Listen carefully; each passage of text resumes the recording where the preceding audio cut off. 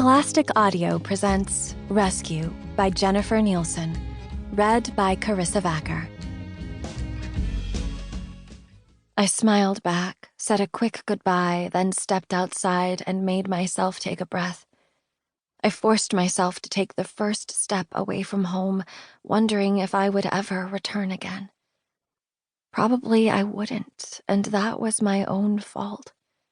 If I had not been so foolish as to keep that journal, things might have been different today. But there was no point in dwelling on past mistakes. Papa still needed my help. I turned away from the road to begin walking into the wooded area behind our home.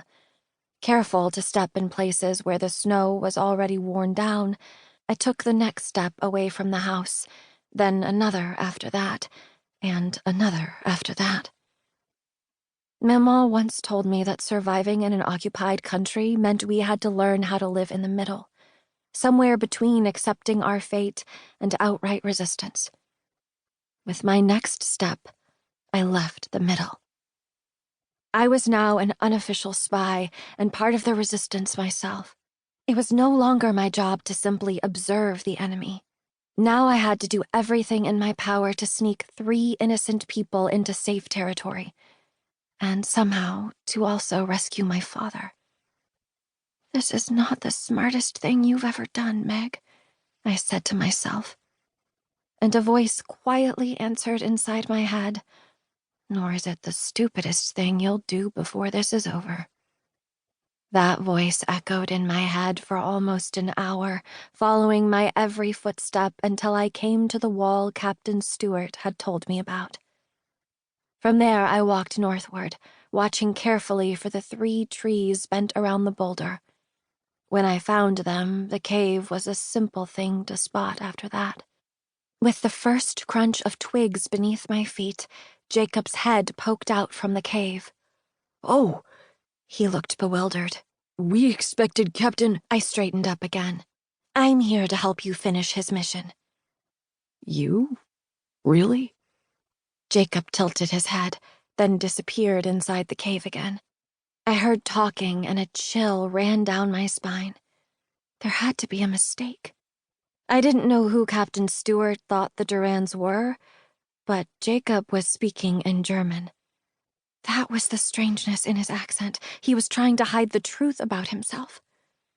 Captain Stewart could not have known this, or he never would have helped them. Even their family name was a lie. Durand was a French name. I considered running, getting as far from these people as possible while I still had the chance to escape. Jacob's head poked out again. "Our agreement was with Captain Stewart." I gritted my teeth and said, "He is the one who sent me here." "We are grateful, but we cannot accept your help." A man emerged from the cave beside Jacob. His white hair was combed to one side, covering one bald patch and revealing another. His round glasses gave him a serious look, and his white beard gave him a grandfatherly look, though he seemed younger than that. He was studying me, too.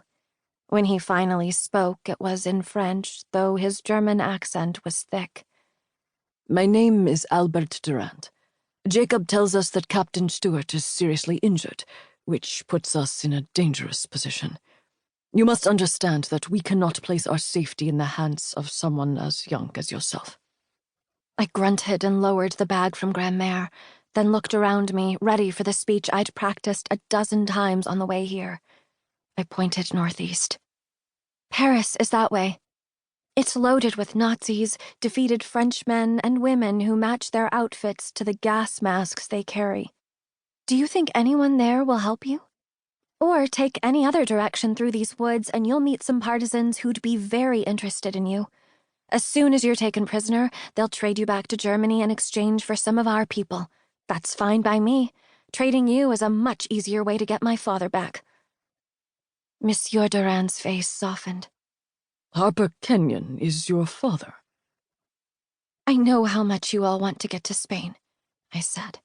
"I will help you get there. It's what my father would want me to do. But you can try it on your own if you think you'll do better.